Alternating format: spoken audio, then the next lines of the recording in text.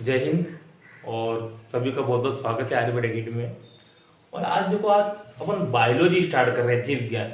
एक दिन पहले मैंने पढ़ाया था जीव विज्ञान में गुणांक निकालना, द्रव्यमान निकालना। लेकिन आज जो बायो पढ़ रहे हैं अपन, बायोलॉजी बिल्कुल बेसिक से पढ़ रहे हैं, जीव विज्ञान। जीव विज्ञान विज्ञान बिल्कुल बेसिक से पढ़ेंगे। देखो, इंट्रोडक्शन ऑफ बायोलॉजी।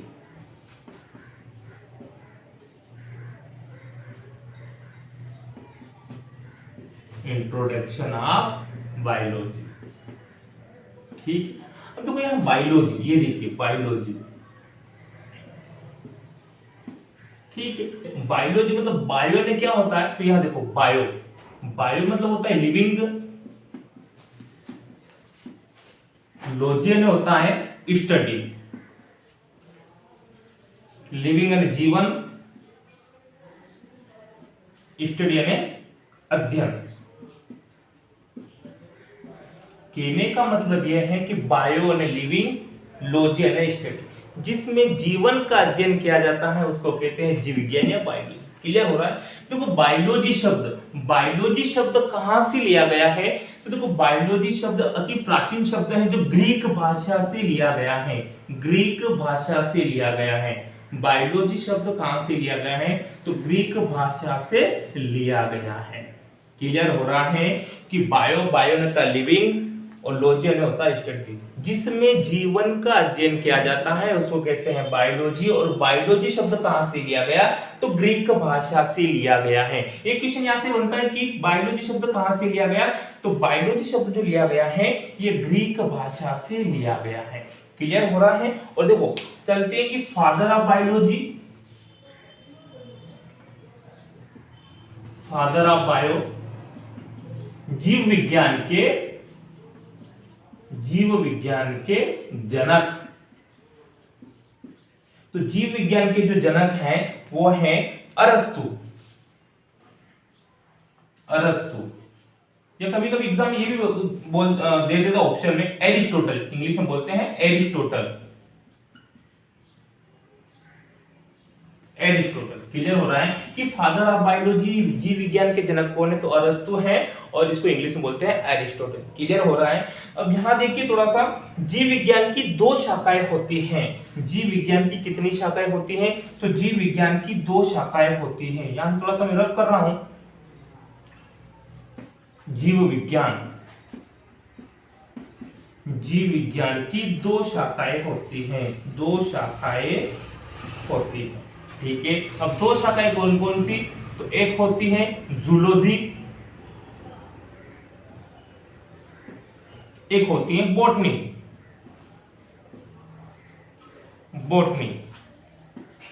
ठीक है। जीव विज्ञान की दो शाखाएं होती है, एक होती है जूलॉजी, एक होती है बॉटनी। अब देखो जू ने होता है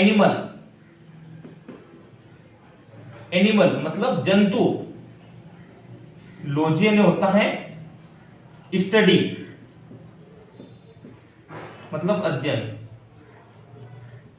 जीव विज्ञान की दो शाखाएं होती है, एक होती है जूलॉजी, एक होती है बॉटनी। जू ने होता है एनिमल, लॉजी ने होता है स्टडी, जिसमें जंतुओं का अध्ययन किया जाता है उसको कहते हैं जूलॉजी। ठीक है। अब यहां देखना जूलॉजी, अब देखना फादर ऑफ जूलॉजी, तो फादर ऑफ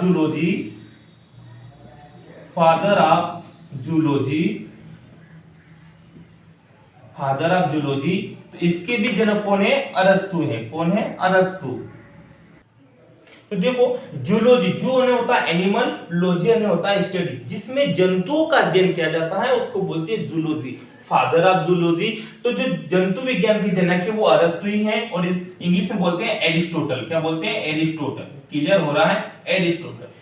और थोड़ा सा यहाँ सबसे मोस्ट इंपोर्टेंट क्वेश्चन तो ये है कि जूलॉजी के ऊपर लिखी गई पहली बुक कौन सी है, तो देखो जंतु विज्ञान के ऊपर जो लिखी गई पहली बुक है वो है हिस्टोरिया। मैं यहां लिख रहा हूं बुक का नाम, हिस्टोरिया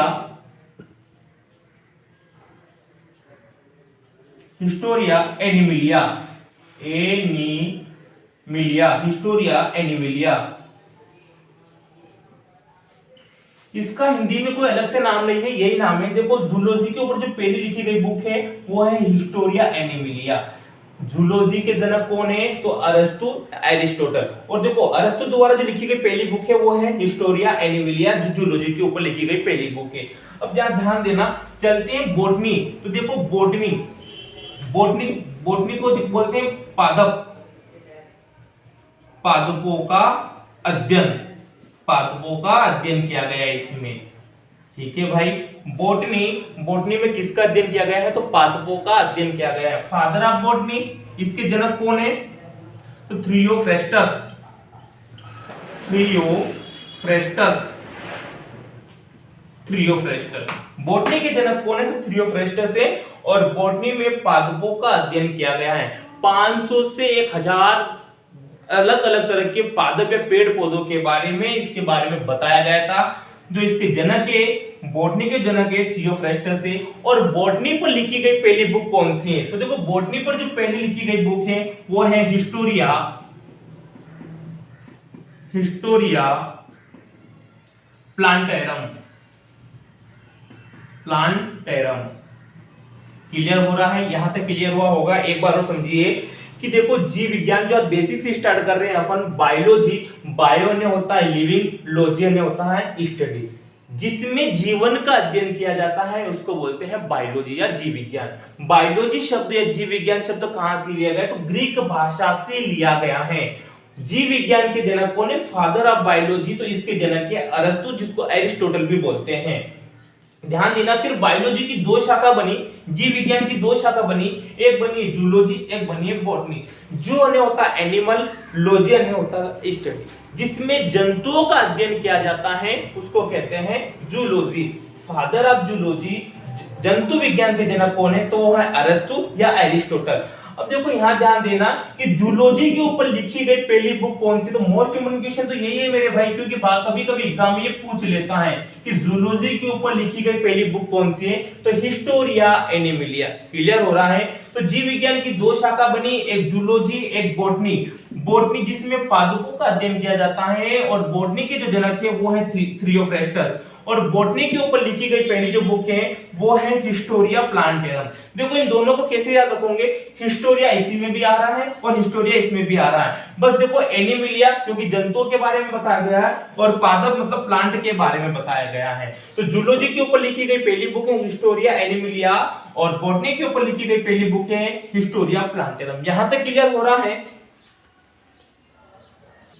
उसके बाद आता है कि देखो इसके बाद क्या क्या देखा गया? तो जीवधारियों का लक्षण या गुण देखा गया। तो सबसे पहले देखा गया सेल, जिसको बोलते हैं कोशिका। कोशिका क्या है? तो देखिए यहां पर यह जीवन की संरचनात्मक तथा कार्यात्मक इकाई है, कार्यात्मक इकाई है। क्लियर हो रहा है? जीवधारियों का लक्षण या गुण, तो सबसे पहले सेल, सेल की बात करें तो कोशिका बोलते हैं, यह जीवन की संरचनात्मक तथा कार्यात्मक इकाई है। अब देखना यहाँ पर कि सबसे पहले क्या देखा गया? तो सबसे पहले देखा गया है सेल को देखा गया। क्या देखा गया? सेल मतलब कोशिका। तो सबसे पहले सेल देखा गया, कोशिका। कोशिका इससे क्या बना? इससे बना है टिश्यू, जिसे बोलते हैं उत्तक। उसके बाद क्या देखा गया? तो इसके बाद देखा गया ऑर्गन्स, जिसको बोलते हैं अंग। ध्यान देना, सबसे पहले सेल देखा गया, सेल के बाद क्या देखा गया? उत्तक, जिसको टिश्यू बोलते हैं। उसके बाद देखा अंग। अब टिश्यू क्या है? तो ध्यान देना, कोशिकाओं का समूह, कोशिकाओं का समूह, कोशिकाओं का समूह क्या कहलाता है? तो कोशिकाओं का समूह उत्तक कहलाता है। यहां तक क्लियर है? एक बार और ध्यान दे लो। आज जीव विज्ञान की शुरुआत कर रहे हैं अपन। तो देखो जीव विज्ञान बेसिक से बायोलॉजी, बायोलॉजी शब्द ग्रीक भाषा से लिया गया है, और बायोलॉजी के जनक हैं वो हैं अरस्तु, जिसको एरिस्टोटल भी बोलते हैं। बायो ने होता है लिविंग, लॉजी ने होता है स्टडी। जिसमें जीवन का अध्ययन किया जाता है उसको कहते हैं जीव विज्ञान या बायोलॉजी। फिर जीव विज्ञान की दो शाखाएं बनी, एक बनी जूलॉजी, एक बनी बॉटनी। जो ने होता है एनिमल, लॉजी ने होता है अध्ययन, जिसमें जंतुओं का अध्ययन किया जाता है उसको बोलते हैं जूलॉजी। जूलॉजी के ऊपर जो पहली लिखी गई बुक थी वो थी हिस्टोरिया एनिमलिया, और जूलॉजी के जो जनक है वो अरस्तु एरिस्टोटल है। उसके बाद दूसरी शाखा की बात करें तो बॉटनी, जिसमें पादपों का अध्ययन किया गया, और बॉटनी के जो जनक हैं वो है थियोफ्रेस्टस। बॉटनी के ऊपर जो लिखी गई पहली बुक है वो है हिस्टोरिया प्लांटेरम। यहां तक क्लियर। उसके बाद जीवधारियों का लक्षण या गुण देखे गए तो सबसे पहले सेल। सेल क्या है? तो यह जीवन की संरचनात्मक तथा कार्यात्मक इकाई है। उसके बाद सबसे पहले सेल देखा गया।